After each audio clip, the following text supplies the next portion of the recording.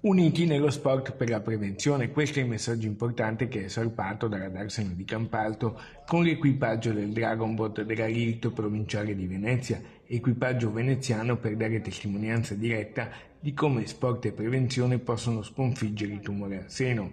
Tante donne coraggiose che con il sorriso hanno già combattuto e vinto, una situazione non facile da affrontare, delle vere leonesse, e a bordo dell'equipaggio sono arrivate anche alcune dogaresse da Parigi per prendere conoscenza su quelle che sono a Venezia delle tecniche di allenamento personalizzate per chi è tornato a praticare sport e in questo caso lavora dopo la malattia.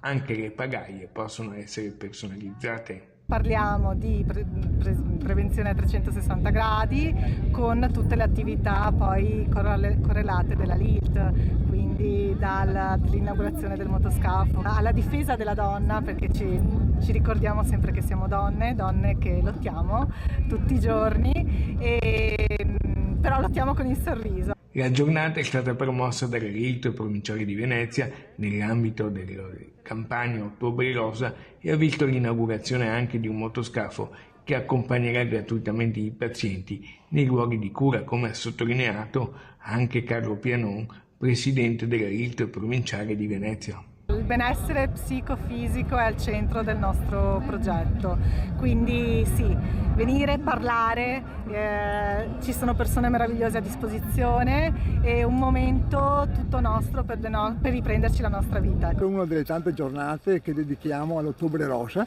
per promuovere la prevenzione del tumore al seno. Però non facciamo solo promozione di prevenzione, facciamo anche assistenza alle donne che hanno trovato questa malattia nel loro percorso di vita. E una delle attività principali è proprio quella della boga con Dragonbot.